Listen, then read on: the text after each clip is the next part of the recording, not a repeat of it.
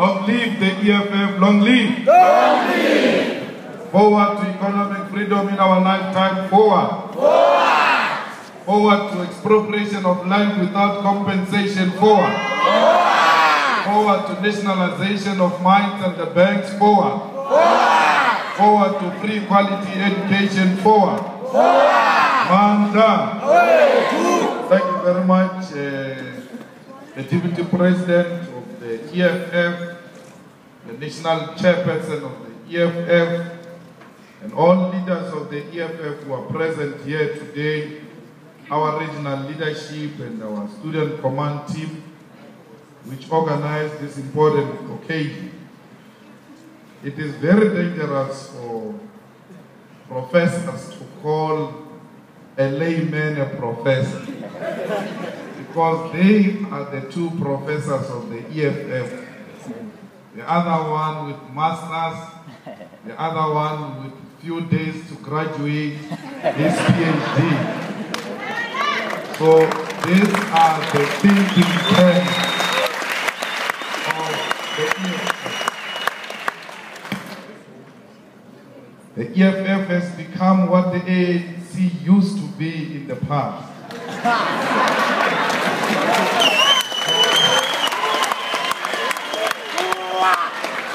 The ANC used to be a reservoir of thinking tanks in the past.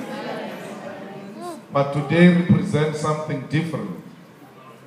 And therefore, because nature doesn't allow a vacuum, the EFF emerged and occupied that space. And therefore became a reservoir of thinking tanks.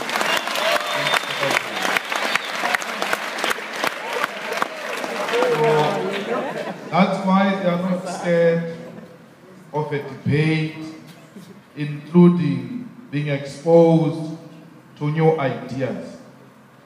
Because we believe that we must celebrate new ideas, especially progressive ideas which are taking us forward.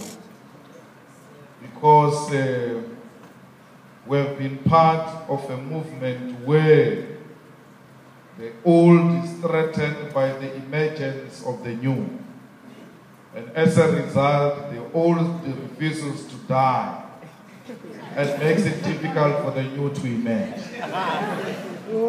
So we created a platform where the new will emerge and raise their ideas without fear or favor.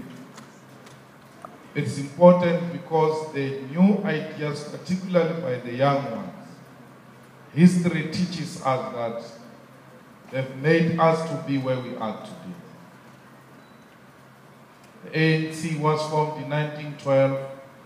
From 1912 up until the early 40s, the ANC was the most peaceful organization, the organization of gentlemen who used to fight through writing letters to the Queen and sending delegation to the Queen, who used to travel with a ship and take 3 months on the way, 3 months to come back and bring a report back, which was not even progressive, and then sent back to tell the Queen that they did not agree, and all those type of things. Only in the early 40s, then radical ideas emerged from the young ones. Of course, Dr. Kuma and many other elders of the ANC were threatened by the emergence of new ideas from the youth. But what is different from then and now is that, although threatened, they gave space for new ideas to emerge. And it was those ideas which said, fighting through delegation and letters will never make us realize our freedom in our lifetime. And because we have a mission to attain, which is freedom in our lifetime, we ought to engage in practical programs which will shape the regime to a point where the regime will have to come to a table and negotiate with us. Hence the 1955 People's Congress, the real People's Congress, which took place in Kliptown on the 26th of June 1955. It took place as a result of new ideas which said to the ANC in 1944 and ultimately in 1949, we ought to mobilize our people, because revolution is about the people. And therefore we cannot say we're fighting for our people, but we do not mobilize them, we do not conscientize them. So they forced their way, had those resolutions adopted in 1949, elected leadership which was prepared to see these resolutions through. And that's how Dr. Moroka was elected the president of the ANC, because he had agreed to new ideas which will usher in democratic dispensation in South Africa. The people came all over South Africa. All types of people were represented, including the apartheid regime. The apartheid regime was represented by more than 2,000 policemen who were guarding the People's Congress. They were sent by the regime to go and look after their interests in that conference. And as resolutions were being passed, none of the policemen who were in that conference representing apartheid regime opposed to those resolutions. Therefore, they agreed that this is the type of freedom we want, and then produced a blueprint called the Freedom Charter. Now they realized the regime was intensifying, and therefore only with the blueprint will not get our freedom. We have to take up arms and fight. Nelson Mandela was the first one to leave and receive military training. The ANC got bent and all liberation movements, they went underground, did not only receive training, they engaged in the international solidarity, mobilizing international communities to isolate South Africa and for the UN to declare apartheid crime against humanity. All those are the products of the young people. All those are the new ideas which make us to be where we are today. The emergence of a black consciousness under Steve Biko influenced Steve Biko, the young Steve Biko, influenced the young people of 1976. It was the 1976 new ideas, young people who influenced the formation of COSAS in 1979 and school boycotts in the early 80s and formation of many labor movements in the 80s, and young people both in the labor movement and in COSAS becoming the majority in numbers under the UDF. So the youth have always been in the forefront and always produced new ideas. But the reason why the youth went to work with the workers, especially in the early 80s and especially under the UDF, it is because the youth knew that without an organized labor, without the workers, our agenda to liberate South Africa will take us decades.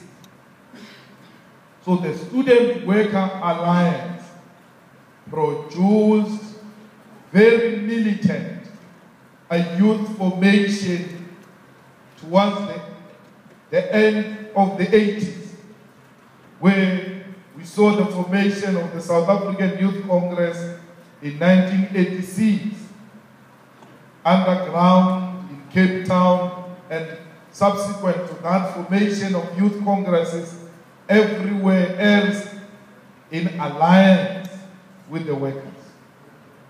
The workers did not only support the struggles of the youth and the students, also contributed their financial resources, including their experience with the students. So, at all times, organized formation of the students and the workers have always complemented each other because they appreciated that they were members of communities before they are workers or students. And therefore, the problems of those communities affected them as workers and students. But because they are an advanced detachment of communities by virtue of being exposed to workplaces and institutions of learning, they must use their accumulation of knowledge and experience to liberate their communities. So their coming together was necessary for total liberation of our people. It is always in the interest of victims of capitalism to work together. So the unity of all progressive forces against a criminal system of capital is paramount. We will never defeat this organized formation called capitalism if we are not organized and we do not pursue the same agenda. Remember that workers are selling their labor already for survival. Remember, you are being prepared to go and sell your labor as well. Because that's how capitalism will survive, through sucking blood out of your parents and preparing you to volunteer your blood as well as you graduate from these institutions of learning. So even the education system you accumulate here is nothing better than a junk that prepares you to go and sell your labor. A typical example, you must ask yourself, from since you started schooling up until you're doing your last level here, you have never been prepared by your teachers or lecturers on how to conduct an interview. You are always prepared to prepare yourself on how to conduct yourself during an interview. They've already finished you. They've already finished you because you must graduate either into a pool of unemployment or go and sell your labor to capital. That's what you receive. But there's nothing wrong with it. Receive it knowing very well that this is done.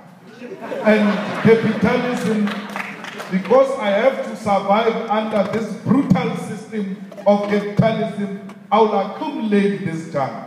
But it is not enough. I require proper education from progressive formations to liberate my mind. Because they want to enslave your mind. They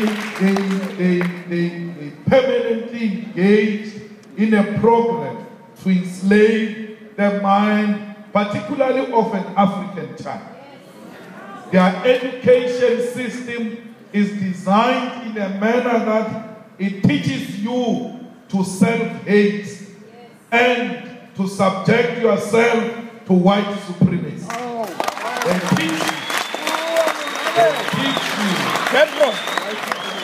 teach you that blacks are inferior, are inherently inferior, and therefore whites are superior.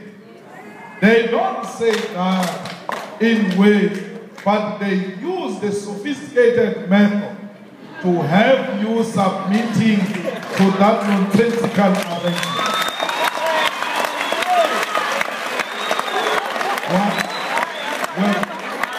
Do not blame the lecturers. You must blame the system, because the system is designed in a manner that it is able to take care of the few and therefore it has got no capacity